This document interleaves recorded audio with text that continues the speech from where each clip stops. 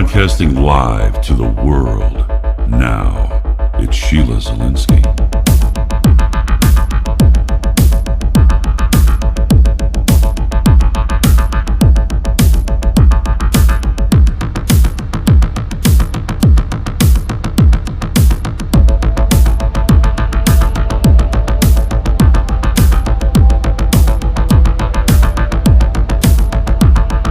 Sheila Zilinsky Show, the only show to give you the truth behind the headlines, prophecy, and the deeper things of God.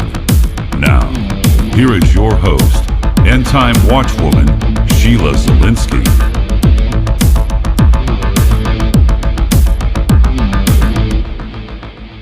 Hey everyone, and welcome to the Sheila Zilinsky Show for this Tuesday, January 12th. Folks, if you have not listen to yesterday's show with Dave Hodges and I, Oregon Uncut, Ammon Bundy tells his side of the story that the media is not telling you. There's a lot of folks in the Patriot circle saying what they're doing is unlawful.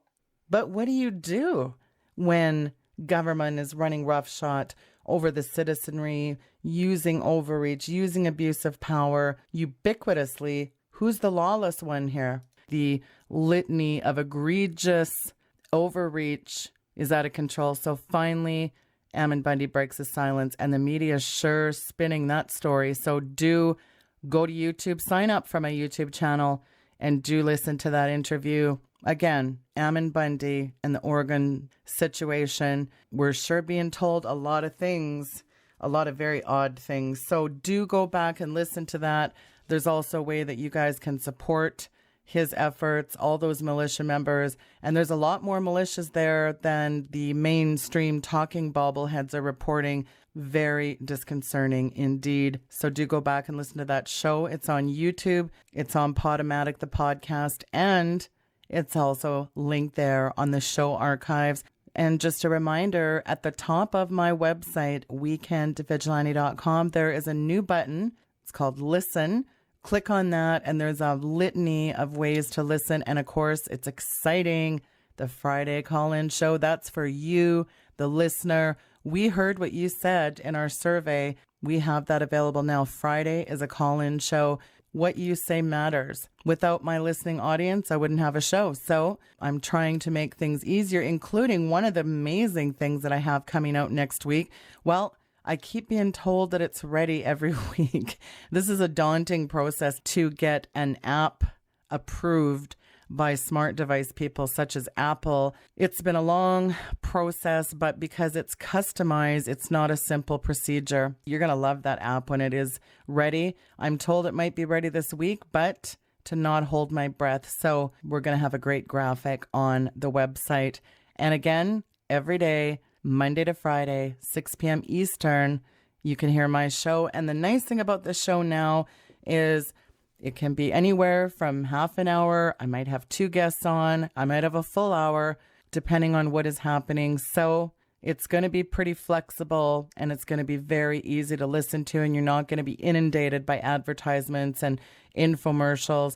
It's just uncensored, unbiased, full show for you, the listener. So that's very exciting. So those are some new ways that we're trying to improve your listening experience. And finally, a lot of people wanted me to go back to Blog Talk. They just find it easier for the downloads. They're used to it. Plus, it has the call-in number, so people can listen in by phone for those in remote areas that can't always access computers. So we have a call-in number that's also up there. And Friday, I'm just really looking forward to interacting with you on Friday. You can comment, weigh in, ask advice, and I'll even have occasional guests come by Friday, and you can ask them whatever you want. Sometimes I'll have a guest for the half an hour and then open up the phone lines. Other times I'll open the phone lines wide open. So very exciting changes coming, all tailored with you, the listener, in mind. And speaking of you, the listener, and fantastic shows, today's show is no exception. My guest today is the one and only, the renowned, highly acclaimed researcher and watchman, Steve Quayle from stevequayle.com. And we're going to get into his new book, Empire Beneath the Ice. I've read it. It's an incredible compilation. And what is so stunning, Steve, to me, is that there is these Hitler Rising headlines everywhere, the release of Mein Kampf, the History Channel Hunting Hitler series. Every day is like a nature hike through the Third Reich. There, that rhymes. Welcome to the program, Steve. Pleasure to have you on today.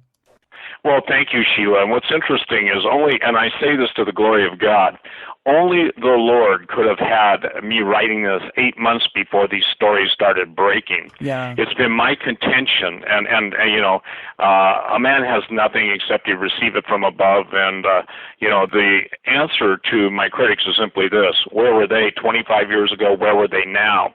The reason this is so important is because the Third Reich was based around total occultism. It didn't matter if it was Aleister Crowley. It didn't matter all of the most famous evil people in history. The Third Reich was a total expression of hidden, demonic, satanic knowledge that they wanted to harness for the ultimate, if you will, Aryan race. And for the record, the Aryan race was nothing more than the time of giants that ruled the world, and obviously the fallen angels. So with all the eugenics programs that Hitler undertook, with Planned Parenthood being the poster child of racial purity and the whole controlling a society to get your blonde-haired, blue-eyed people, what you're seeing right now is a technologically advanced version of that. And you know, Sheila, with the hunt for Hitler on the History Channel, that's probably one of the most well-funded and most dollars spent on any documentary that I would know of. Because, just doing a couple documentary films myself, I know that you're in the hundreds of thousands just for one episode. So the point being is that when you talk about Hitler, let's just deal with his death in the bunker. Eisenhower said no evidence whatsoever. Stalin's nightmare. Stalin absolutely became obsessed, and there was no Soviet intelligence at that time that could even begin to state that Hitler had died. Dr. Mengele obviously escapes to Argentina, Brazil. He has a whole town in Brazil with 100 sets of twins, which is 10% of the population. We see the absolute ascendancy in the United States of America, and this is something people don't understand. All the captains of the aerospace industries, whether it was Bell Aerospace, Dr. Werner von Braun heading up NASA, there are so many names, and we can't do them all in this hour show, Sheila, but the point being is that the Nazis understood early on, even before Hitler's rise to power, the strange mechanics of a lot of very sophisticated atomic physics. So it's interesting that during the period 1946 and 47, the United States actually went to war with the Germans in the South Antarctic Sea, and the point is, it was called Operation Highjump, and we got our butts kicked. It was headed up by Admiral Byrd. It was overseen literally by the president himself, and it was fascinating that even Secretary of Defense Forrestal, who was the first Secretary of Defense by that name, was thrown out a window at the Bethesda Navy Hospital. And you know what he wanted to do? He wanted to come clean with the American people about what was really going on. So just as never letting a good crisis go to waste, the U.S. military recognized that by incorporating the Nazi war machine and the intelligence apparatus, they could get a heads up at what that time obviously was the next threat, was the Soviet Union. So Operation Highjump was an interesting undertaking, and it's fascinating that even the Russians put out a documentary, I'm sure you've seen it, where the planes that we launched from the aircraft carrier that was down there after the official end of World War II, meaning down in the Antarctic, basically we lost planes, and Admiral Byrd talked about the greatest threat would be from aircraft that could go from pole to pole in a matter of minutes. In my book, and people don't, how do I say this? They don't want to spend the time, and it's a safe thing to say that in the research you can see all the patents the Germans had. You can see some of the astronomically high speeds they were able to achieve. So what's interesting, Sheila, is the Nazi technological advances they made. And my basic premise is it was the evil that came through the stargates that basically gave to the Nazis the ultimate technology that would be used in the devil's final end-time play to destroy the seed of man, that which God had created.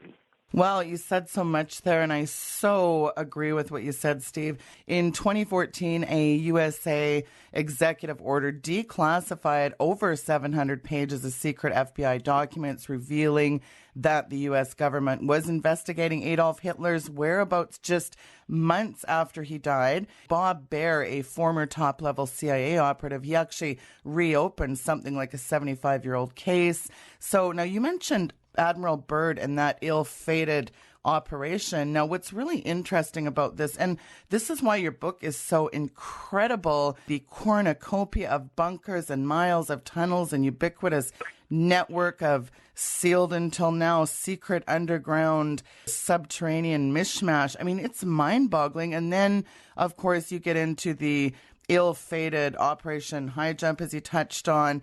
I mean, it's so fascinating what Admiral Byrd was doing with that expedition. You've got this enemy aircraft capable of violating American airspace with ease. I mean, how do you do that in the 1930s? Well, you don't. And the thing that's interesting, Sheila, I have actually, and I don't recommend people see this because, I mean, they can go and look at the first part, but in the motion picture, Hellboy is obviously about the Nazi genetic experiments, and there's an opening scene where a very sinister, if you will, the sinister Boris guy and Natasha, and they're not lovely people. He goes through a Stargate. And I actually had multi-star generals and multiple ones tell me that German technology did exist even back at the beginning of the war. So the technology of Stargates is very, very real. Now, I don't pay a lot of attention to certain, publications by insiders. I don't even want to name her because she and I are nemesises. But even today, the rumor coming out of Russia is that Putin is very concerned with CERN because, again, CERN and its whole the collider is opening portals and doors, and you've probably seen and talked about it, but I put up on my website, others have too, the strange anomalies in the atmosphere. Well, people, you've got to learn that the Bible says specifically that Satan is a prince and power of the air. And, what's fascinating to me, Sheila, is why people say, well, what does all this have to do with Jesus? And I'm not mocking the name of the Lord. They basically do. And why don't you just tell people to get saved? It's because the people that are getting saved are coming out of a world where a Christian and Christians are speaking into that world truth. Jesus said, and ye shall know the truth, and the truth will set you free. The preface to that is if you abide in his word and his word abides in you. Someone asked me, well, how do you know all this stuff? The answer is I couldn't unless either someone told me or God told me. It's kind of interesting, Sheila, because here's the thing. It's not a self-defense statement, but the scriptures have been my guiding light. The Word of God has been I guess you'd say, the foundation for everything I write about, and no one can know the future to the degree that God obviously does. He created everything, but it's fascinating that all this stuff is unfolding now. So when we're talking about Operation Highjump, and all this stuff is detailed in the book, or New Schwabenland, the idea that the Germans pretty much flagged all the Antarctic, not all of it, but a majority of it, for Germany, in the late 20s is probably lost on most people.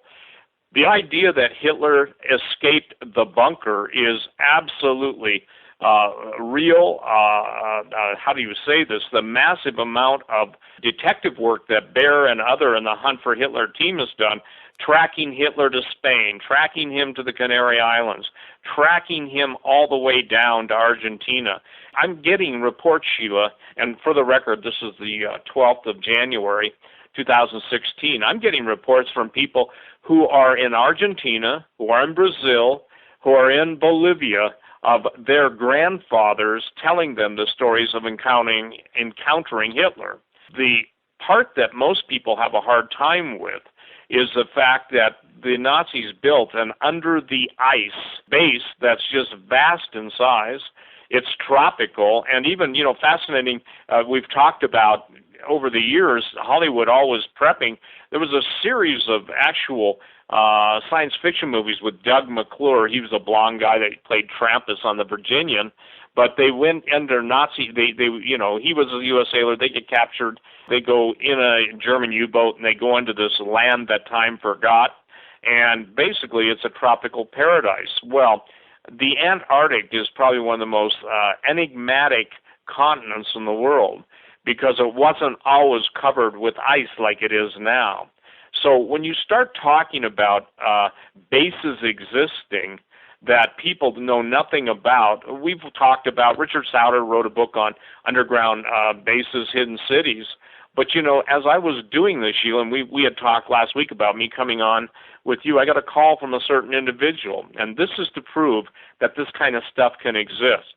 He said, underneath the United States, there's a vast series of underground cities. He said the highway system is 100 yards wide. This is a military driver. And listen to this. He said they have different levels where the whole 18-wheeler will go on an elevator and go down. He said the truck drivers are never allowed to get out of their trucks. They back their trucks into the unloading or loading terminal. They have, like, if you will, a 100 yards. That's 300 feet. The underground cities have vast ventilation systems that literally suck all the exhaust smoke and everything out. And this guy was just talking to a gentleman I knew casually. Well, why that's critical is because if you've watched The Hunt for Hitler, we see, and have you seen that personally?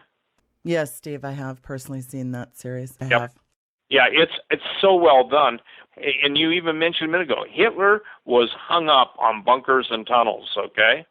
And the tunneling systems that the Nazis possessed, even the Canary Islands, are mind-boggling.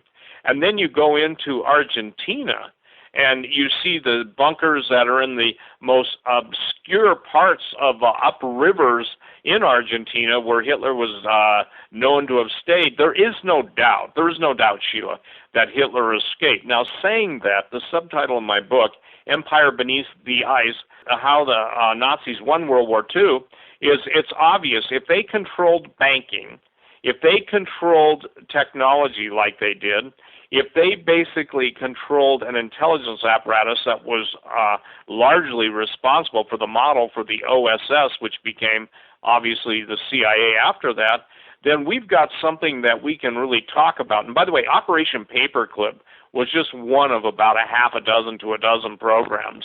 What they did is integrate, they meaning U.S. Military, and then, as you know, that a lot of the stuff went on beyond the eyes of the president. I think, you probably followed that pretty clearly in my book.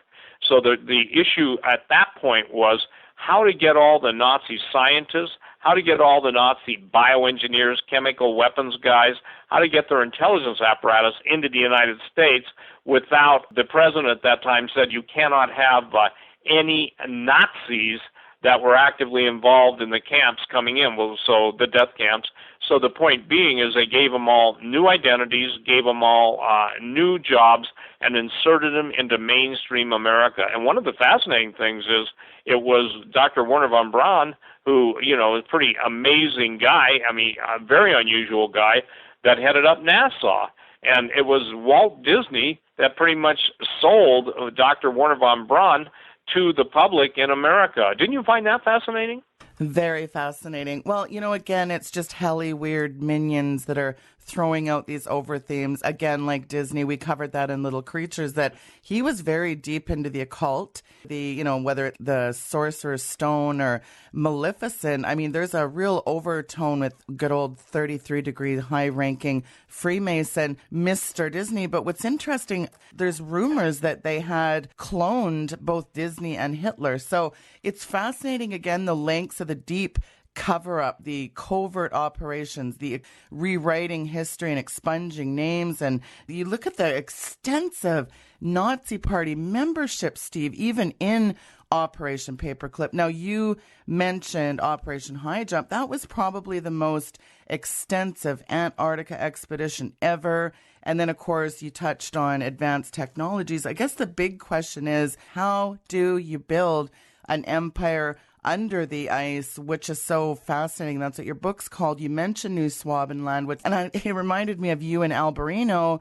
You know, when you're digging for artifacts, the extensive cover-up is frightening for the findings. And so you talk about this discovery in the Baltic, too. You just mentioned something really fascinating, and then we're going to get into Dr. Death, Joseph Mengele. I mean, the diabolical eugenic sterilization. You talked about Margaret Sanger. She was a eugenicist-loving demon who, folks, by the way, if you never heard that name, she is the head of Planned Parenthood, the good old selling baby body parts.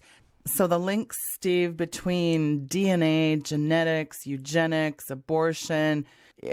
I mean, even a team of Chinese geneticists have analyzed the DNA, as your book so well covers. Carbon test, 4,000 years old. You get into these Tibetan red-haired giants. Mengele fascinated with dwarfs and giants. Anomalies. It's just so fascinating what you've covered here, Steve. Well, I think, too, you know, one of the things people, and I want to say this, not being kind but truthful, you know, when people do the research, the comment that I always get, well, I don't feel that could be true. Feelings have nothing to do with it. You don't know what you're talking about. Once you start to look at the footnotes, once you see Admiral Byrd after his expedition, now fascinating, and this is where people really have a hard time, is when you get into the hollow earth. Well, this would make the flat earth people melt down. The point being is that even recently, Sheila, a new satellite showed again the opening in the North Pole. Yeah. And Byrd, you know, was put on the shelf after talking openly about the airships that could travel so fast. And one of the most contested theories, and it's not even a theory, but Admiral Byrd was not a flake. He's one of the most famous Arctic and Antarctic explorers in the world. They also talked about when they went to the North Pole, you saw this quoted, but four of the most famous guys said as they got closer to what they believed to be the North Pole, things got warmer, and they saw birds flying further north. And so, you know, what was interesting to me until Byrd's plane was, and see again, Star Trek technology, tractor beamed in, and wasn't it fascinating, Sheila? The evidence brought out is Admiral Byrd is presented with some amazing statements from basically the king of the center of the earth, and people don't get it. Why is it that all of those guys who are in the center of the earth are talking about, here you go, advanced technology, what people saw, the pilots saw, the Foo Fighters, all of the different saucers, which I do a horrible job pronouncing German names, but the issue that people can't deny is one of America's top admirals, who was one of America's most famous explorers, basically was put on the shelf after he talked about this. Now, you asked me a question, how can you build an empire beneath the ice? Well, it's real simple. Most people don't understand that prior to the end of what I call official World War II, the German industrialists and bankers realized that the plan they had could not be implemented at that time for world takeover, domination of the Aryan race. So they started to move in giant transports, and most people always look at U-boats and say, look at how dinky they were. Most astonishing to me in my research was the fact that the Germans actually had submarines the size of aircraft carriers that were not designed for war, but were designed to move men, equipment, and materiel. Years ago, when I did a coast-to-coast show on genetic Armageddon, I think that was written 10 years ago, which I had just, maybe a chapter, 20 pages on Operation Highjump. I got a phone call from Admiral Donitz. Donitz is a guy who became the Führer of Germany, D-O-N-I-T-Z. Yeah. His great-great-grandson telling me, you're the only guy that knows what my grandfather knew. Now, I'm not the only guy, but that was talking about the radio at that time. And basically, his statement was the world is not yet ready for what we know to be released on them. So, one of the neat things about talk radio, and you know this, that you'll say something or have a guest or whatever, and then someone will respond to you. And this is what's been a blessing to me, and it's been a blessing to you, is that people who know a lot of them want to clear their consciences before they die, Yeah. And for the record, when people say it's impossible to keep secrets like that, are you kidding me? Look at how long they lied to us about Mars, Look at how long they lied about the moon. Look at how long they lied about this, lied about that. So when Jesus said the whole world lies in the evil one, obviously that's the whole world. It's not just the mainstream media. It's not just mainstream politics and politicians, but it's the whole world. So I believe that it's God's intent prior to the return of Jesus Christ. He's going to reveal the sins of the leaders, and I believe this is happening right now, and I believe this book is one, aspect of it. And if you understood, I'm not saying you, Sheila, I'm using that as a cover statement. If you understood as a general population, say, of America and Canada, United States and Canada, and that everything you've been told is a lie, there would be a total, well, at one point there would have been a meltdown. Now there'd just be a yawn, basically a burp and maybe some other sound. But the point is that people would think they're inside a video game, okay? And it's my contention that the reason video games were developed is to tell truth, but to divorce people from reality and put them into a virtual world. So, if you look up the Manhattan Project, that was kept incredibly secret, even though there were hundreds and hundreds of people involved in it. General Groves, who was a military general, had, that thing tightened up, and most people didn't even know it until after it was officially announced. Now, obviously, there were sectors in the economy, but again, the secrets, it's like TR-3Bs. Tango Romeo 3 Bravos. Those are the triangular-shaped craft you see in the skies. They've got three lights on the intersecting angles, and all of a sudden the lights go really bright, and then you get an orb. Well, all that stuff is basically advanced Nazi technology. And the fascinating thing to me about this is simply that now we're seeing, and again, whether the source is accurate or not, we're seeing sources claiming that Putin has told the West to shut down CERN. And if they don't, he'll shut it down. And now the rumors are that some of the hidden Nazi technology back in the mid-40s was hidden away, and now that the people have made contact with it, found it, and activated, I'm talking about Nazi technology, now we're seeing all the extreme weathers, we're seeing all the extreme earthquakes. So here's the thing.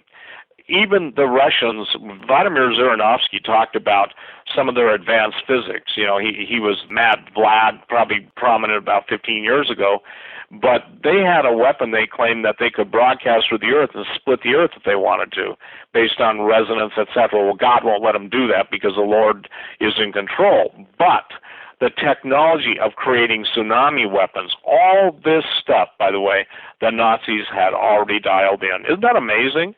So when King Solomon says there's nothing new under the sun, there's nothing new under the Black Sun. Black Sun was a secret organization called Schwarzensonnen, and it was the SS, and a lot of people try and make the SS mean something other than Schwarzensonnen. That means Black Sun, okay? Interestingly enough, even David Bowie, before his passing, was talking about Black Star. So the point that is critical for people to understand is this, that it's not enough for a book to tell you what happened, and here's the reason why. It's what's going to be the outcome of that. And I think that's the critical thing that I'm dealing with, because in this book, and I got to tell you, Sheila, I've never seen the response to any book I've written this fast, people going, wow. And the reason it's wow is because it's timely. It's like a time lock on a bank. When the time lock hits the point at which you're allowed access to the vault, then it opens. And I've got to share this with you. I have a lot of non-Christians reading this book, and obviously everyone should know this, that my book is always, every single book I write is a witness and a testimony to Jesus Christ. Is that not true? That is true, and I got to share something personal with you. One of my son's friend actually came to the Lord through your book. So it's amazing how God uses your writing, and particularly what I like about your book, Steve, is that it really transcends the age factor. Any kid from 9 to 90 would really appreciate your style of writing. And so many kids nowadays, I mean, we have a culture of youth that are playing these New World Order Nazi killing games on Xbox, PlayStation. I mean, so much of our young people are getting absolutely saturated with this. Marvel Comics, Captain America talking about Operation Paperclip and Hail Hydra. So it's really not surprising that even teenage boys are interested in your writing, Steve. Now, what I also found so very interesting, and you just touched on Black Sun, the SS was immersed in occult. The swastika itself was a devilish Sanskrit symbol. And clearly, as your book so astutely brings out, he was possessed by evil. It's confounding to me, these demonic powers that are creating a genetically superior Nazi super race breeding program, if you will, like Lebensborn. Russ Dizdar is going to get into that more on the Thursday show. But you really connect the dots with all this and the Uberman. This really is a trifecta of hellish horror when you combine eugenics and satanic occultism with the dark arts and you fuse that in with the angel tech. I mean, it's incredible, Steve. It is. And here's the thing. And thank you for sharing that about your son's friend. I can tell you, I have 13-year-olds reading my stuff that are teaching their parents. I mean, because they can grasp some of these concepts. Everything in the video world has now gone from basically even the fantasy realm into what I would call the worshiping of death realm, okay? Yes. Because they're glorifying death. Death is now the biggest, if you will, topic. Look at it. And it started out pretty much in the genre of murder mysteries and stuff. Then it's gone. Now it's intergalactic. It's interspecies. It's interdimensional. And by the way, you mentioned Ubermensch, the Superman. You can't go, anybody, I challenge you. You think this stuff is crazy? Type in DARPA, D-A-R-P-A. And so the idea of super soldiers, and I don't know if people saw it, but I think one of the channels on TV showed that the reason the Germans were able to fight is they loaded them up on basically speed until they couldn't handle anymore, and the German soldiers on the front lines especially, they were supercharged until their bodies rejected any more pharmaceuticals. So the Germans really, really juiced up their boys. Now, we do that too. I've talked to Navy SEALs, Spec Op guys, who they're working to basically get a super soldier that doesn't get tired, that if he gets wounded, he heals himself. If he can't pull himself off the battlefield, the robot in the drone or the drone is telling the robot to go pick him up. But it's a higher form of killing, okay? And it's a better form of killing. And Jesus said, see, here's where the Word of God is so magnificent. Here's where the Lord's expression is so amazing. If the days weren't shortened, there'd be no flesh left alive. Yeah. I remember, Sheila, and, look, I love this statement. Well, if you can't stand the heat, Quayle, get out of the kitchen. I said, some of you have never even entered into a place where there's a Bunsen burner. When you're in the kitchen for 25 years, taking, from every direction, trying to sidestep. When I say sidestep, not the issue, just the desire of a lot of entities to shut a person up. It's fascinating to me because you know what it's like on the front lines. When you wrote your book, Green Gospel, I don't think people understand how important that is.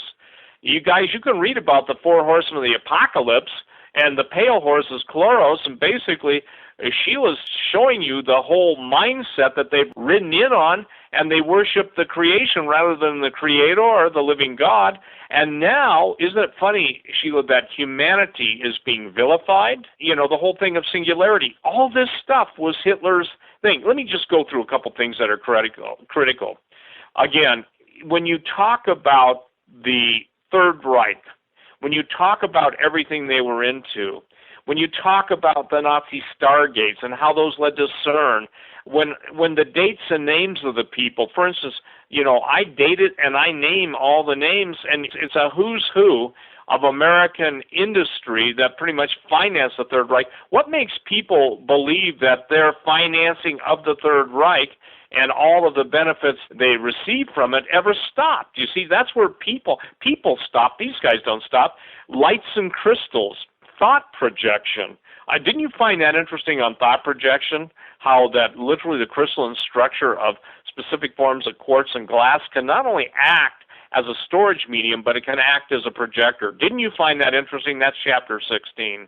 Yes, well, I found it very interesting, that chapter 16, in more than one way, Steve, because the thought amplification, resonant frequencies, sound weapons, government crystals, frightening technology that these guys were into. And on the heels of that, think about all the artifacts that Hitler wanted. He was on a complete quest to find the Holy Grail, the Ark of the Covenant. It's like a real life Indiana Jones expedition. Why did Hitler want religious artifacts? And then let's tie this in with the Nazi stargates, whether it's Greek mythology, ancient Sumerian myth, Icelandic folklore, or Celtic fairy tales.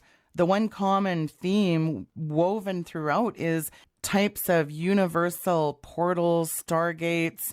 This is dark occultic secrets. It's funny, your book mentions a character that I tied into my book, Heimlich Himmler. You know, in fact, again, the SS letters themselves were iconically stylized after lightning bolts, borrowed from a mystic called Guido von List, pan-German nature mysticism called Ariosophy. It means wisdom of the Aryans. And it was both a anti-modern, anti-Semitic, apocalyptic Norse mythology / paganism, eugenics, and ecology. The truth is that the National Socialism was an ancient fertility cult brought up to date under the scientific guise of eugenics, where people were to make sacrifices and be sacrificed for the fecundity of nature.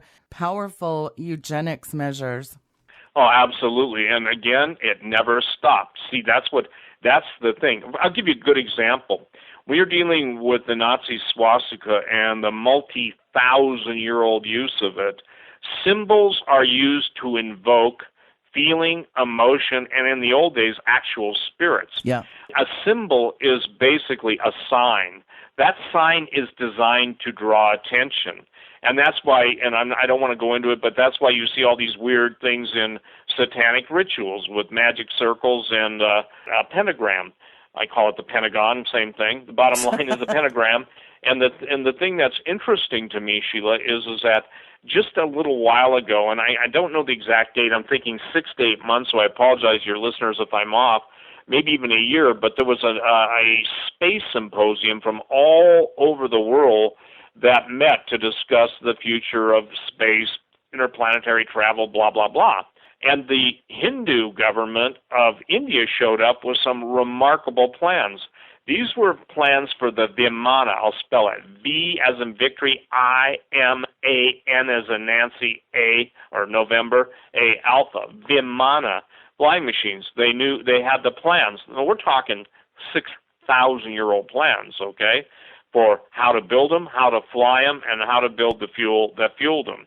You go into the ancient Indian texts and the ancient Vedas, and, like their stories that they have, and they talk about thermonuclear warfare before anybody ever postulated that there was a nuclear, that you would add nuclear to warfare, before they even knew that not contemporary man was dealing with particle physics. So how do you explain that? By the way, they are laughed at. I bet you secretly they're all going, those guys got it, And as I've shared before on Coast to Coast and other places, a lot of special operations isn't just about taking out bad guys in Iraq, Afghanistan, wherever, Libya. It's searching for the ancient artifacts. One of the most famous ones, and Hitler actually had it in his possession, was the spear of Longinus. Longinus was a Roman centurion who pierced Jesus' side when Jesus was on the cross, obviously blood and then water. Why is it? Here's a question I want to ask everybody.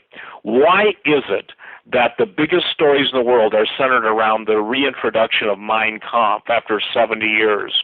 Why is it that today, on New York Times either today or yesterday, I just put up on my website, the two of the richest billionaires in the world are their fathers' history of the Nazis? You want to go after billionaires and fathers, it would surprise people to understand what Prescott Bush's, George Bush's first president's father was involved in.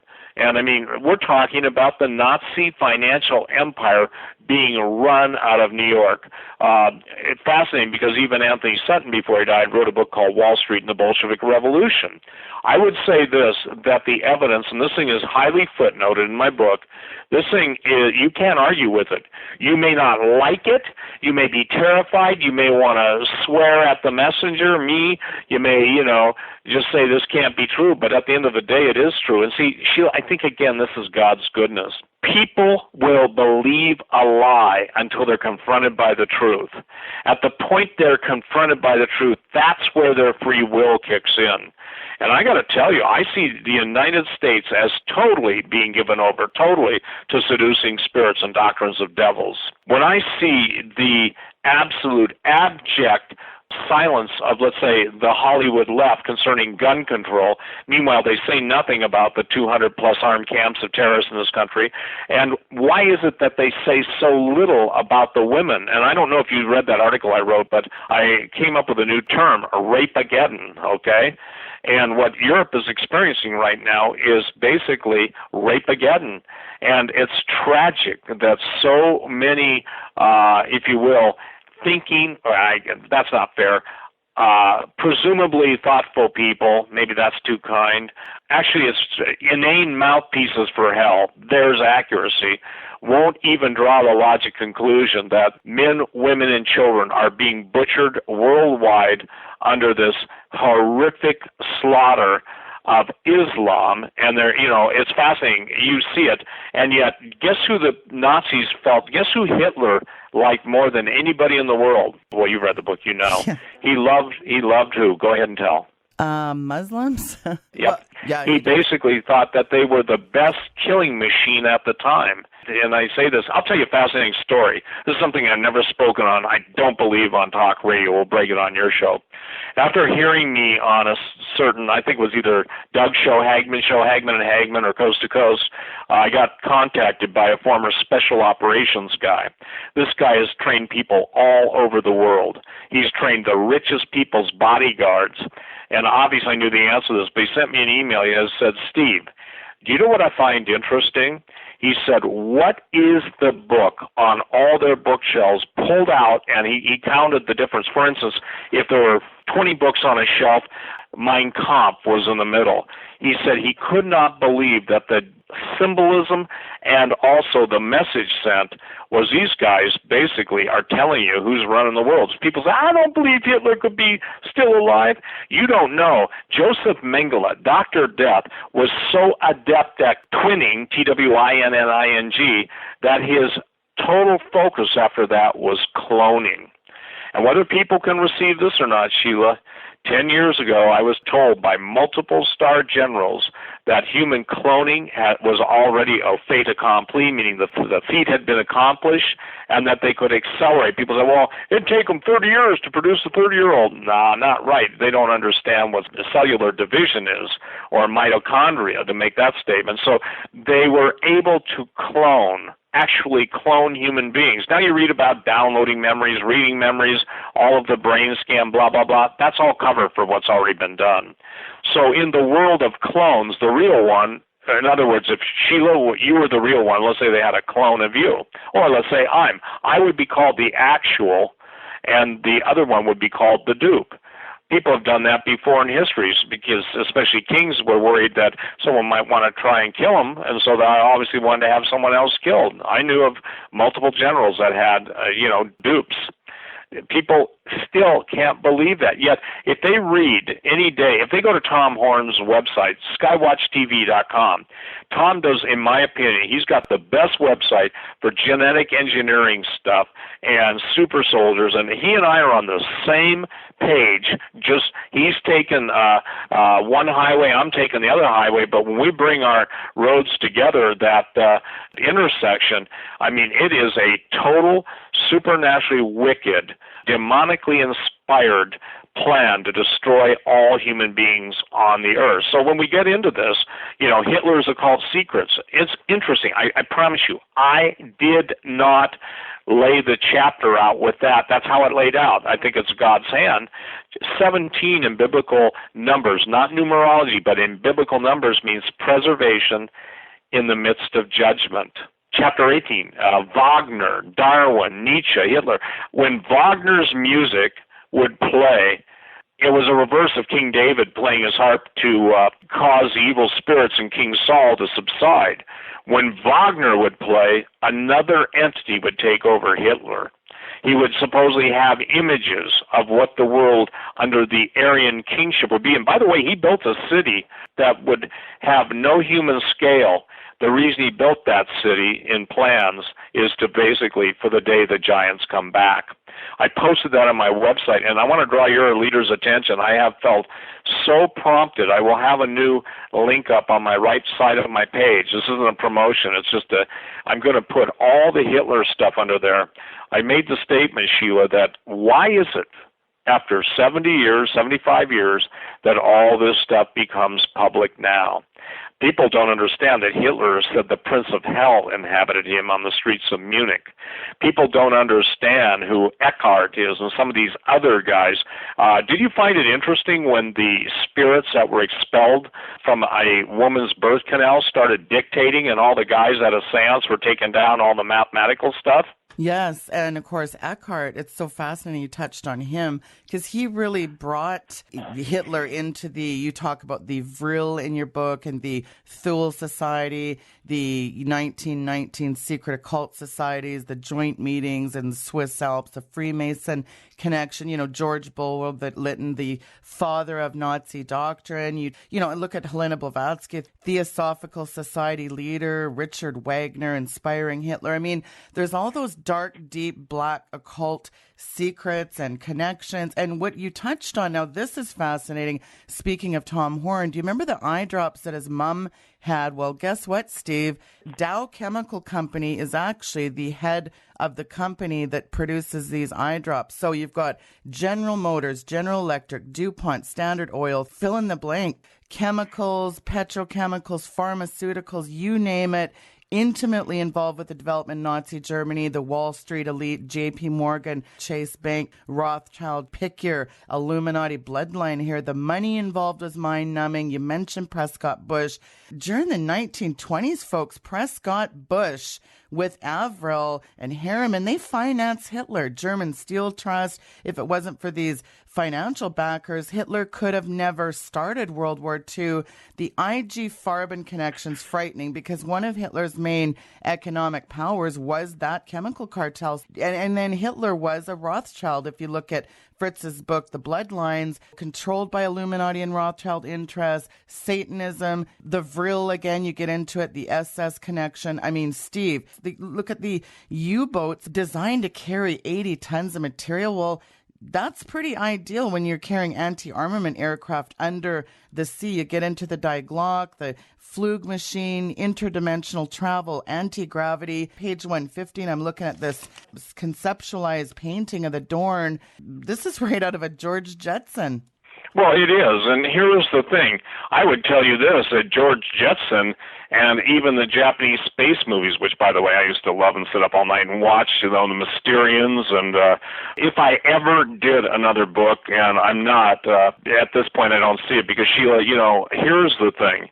The cartoons, Hollywood was being fed this stuff. For instance, the whole idea of implants, Christians can relate to it from 666, they can relate to it from the book of Revelation, but they probably aren't aware that in 1950, I think it's 7, Invaders from Mars, a black and white show, was showing the aliens, which we would look as like lizard creatures, that were implanting, people with these little electrodes at the base of their skull, and the people no longer had free will. They became automatons. You tell me how in 1957 some guy comes up with that unless somebody didn't tell him. People would be interested to know that Steven Spielberg has a collection of alien implants. Basically, Tom Horn tells a story about his people tracked down Tom's sister, I believe it was, who had a very if you will, involved encounter with aliens, and her encounter was of the worst kind. Tom knows firsthand about this stuff, meaning firsthand because of a family relative, and I was told by multiple generals that, and by the way, I have no contact with them anymore. At my request, stated, I can't do this anymore. And why? Because, Sheila, people won't believe what you tell them, okay? And I said, God called me. If they're listening, they listen to everything, so they'll know. If God called me to warn the people of God, and I can't be sure of what is able to be shared, what isn't, because obviously I don't, sit with a script and talk, then I said, I don't want to know. So the point being is it got so far out, and I mean, look, people tell me this all the time. You know more than you're telling. You know what my answer is?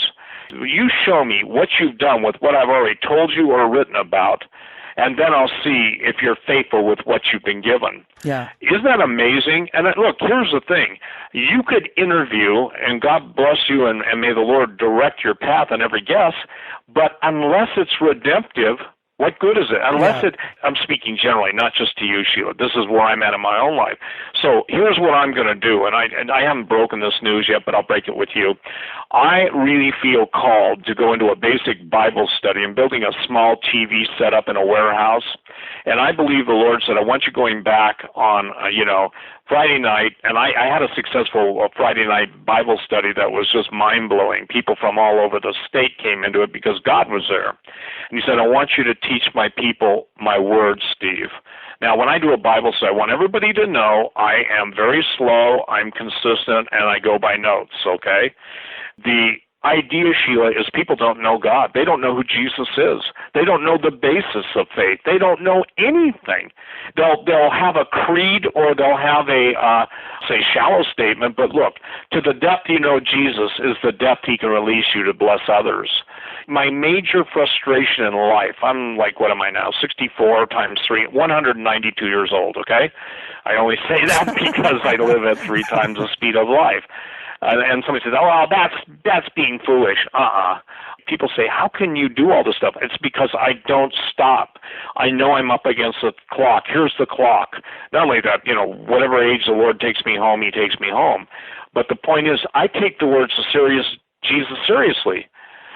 The night comes when no man can work. I want to share this. So, as soon as I can get the funds together, and, it's expensive, you got to hire people. Putting me with electronics is like putting, I don't even know if there's anything bad enough to explain. I can't fix stuff or put stuff together. I can only break stuff, okay? So the thing is that I hope to have it on the air by mid-February. Tim Alberino and I will be doing a weekly show on ancient civilizations and how it's biblically relevant. And here's the thing, ladies and gentlemen.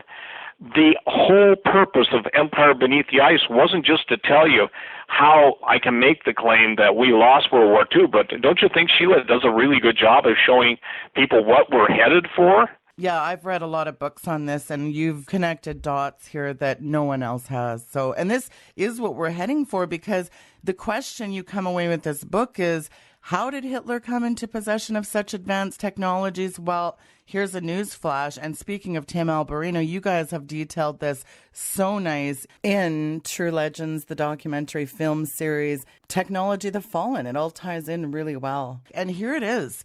I'm going to steal this from Steve Quayle and add my own. So I've coined a new phrase, Caligula level circus ridiculous. How do you like that? Oh, I love it.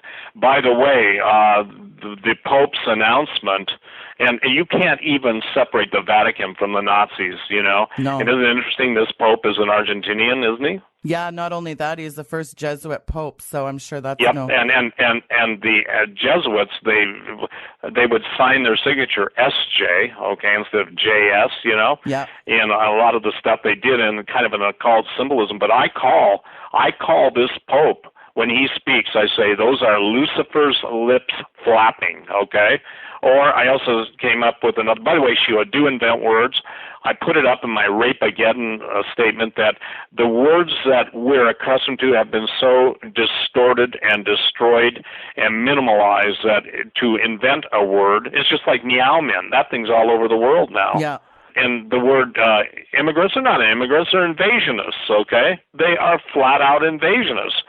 So what people are starting to, here's a great, maybe a title, I should shut up. I won't say I won't write any more books, but unless God lays it really heavy on my heart, like he did this one, Dragon's Breath.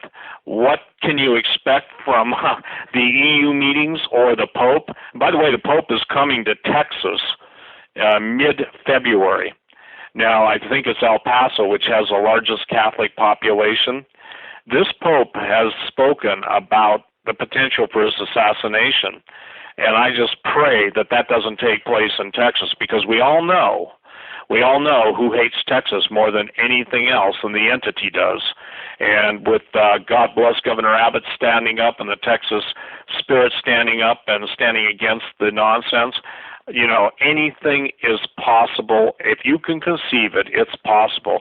But that's where prayer comes in. We can pray for Governor Abbott, and he's one guy I do pray for. You know, we can pray that it doesn't take place as they plan it. Look, I don't believe I can stop anything, but I believe I can make a difference in eternity by speaking to people that absolutely will have a different outcome in eternity. So with Lucifer's lips, that's the Pope speaking. With dragon's breath, that's what all these announcements coming out of the EU and the UN, you know. I got to tell you something. We're not approaching the end. We are at the end. I don't know, you know, when everything starts, but the trumpets have started up again. You probably have seen that. More strange sounds from the sky. And I tell people, what makes you think the trumpets sounding from heaven are going to sound like Louis Armstrong, you know? You know what I'm saying? Because everybody has a mental picture of what a trumpet sounds like, you know, or Dizzy Gillespie, or anybody who's a great player of those instruments. The point is that everything's going down. Hailstones now that are increasing in size. We're seeing literally water turn to blood. Someone said, well, it's only algae. I said, yeah, but isn't it interesting? They never had that outbreak before until these times. Yeah. You know, or winds, and judgment is on this planet, and the earth is the Lord's and the fullness thereof, and he is the one who sits in the heavens and will laugh. He's the one that will laugh, because mankind has said, we don't need you, and unfortunately America said that. There is no political solution to America's problem. I am a Trump guy. I'll announce it. You know, I said it on Coast to Coast. But without God's people repenting, without God's people turning around, a man can't make a difference, especially when you have people that are so high up in the world of the occult. When they make their play, you want to get out of their way. My motto is, Sheila, if everyone else wants to be ignorant, you don't want to be where they're at. And I believe this book, Empire Beneath the Ice, historically will turn out to be the most important book I have ever written on geopolitics, military, and financing. You know, obviously Genesis 6 Giants in that world is, but this is that critical. I urge everybody to go to my website, stevequayle.com, and get it. Because, again, I don't distribute my books usually through distributors or anything. Maybe I've got two. But the reason I do this, and I don't do electronic format, you know why? Because I'm convinced that at some point, EMP or whatever, everything that's on electronic format will disappear. So that's why I don't do it. You know, like I always say to people, they always inundate me with emails. Oh, you know, life is getting so hard. And I say, hey, when life gets too hard to stand, kneel. We ought to all be on our knees in prayer with the lateness of the hour. Steve, this is an incredible book. People, go on stevequayle.com. Right on the right-hand side, you can see the graphic. Click on it, order it. 22 chapters of mind-numbing. I actually read it twice, and I'll tell you, even at the ski hill when my son was snowboarding last Sunday, I was reading it again. I had 5 people come up to me interested in the book. So again, Steve, just your books are always so timely, incredible. And it's incredible how I've linked some of the Nazi stuff in Green Gospel. Again, Hitler was the first environmentalist. And what's fascinating, as you said, is the tentacles of all this is very interconnected, very demonic. Again, folks, get Steve's book, incredible. And Steve, of course, in the waning moments, final thoughts. Well, final thoughts is I love it, because what you just said, the place that we all need to be is on our knees and on our faces before God, and obviously crying out to the Lord. The judgment is pronounced. There are people that pray and say, join with me in a prayer that God won't judge America. I can't. He told me not to pray for America 5 years ago.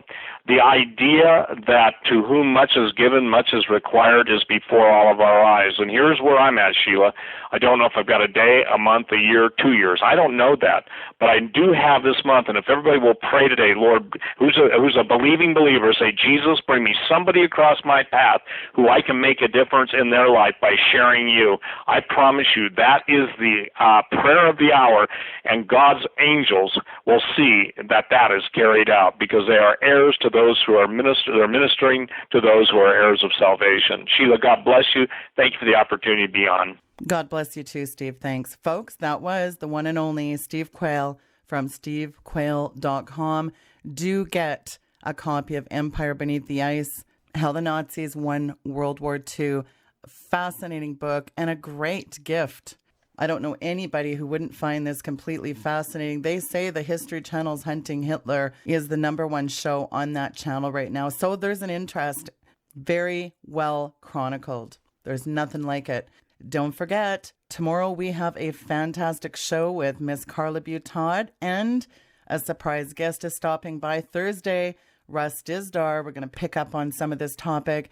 And the one and only, the voice of evangelism, Pastor David Langford, for a very powerful show. You're going to want to listen all week. Great lineup. Thank you for tuning into the broadcast from around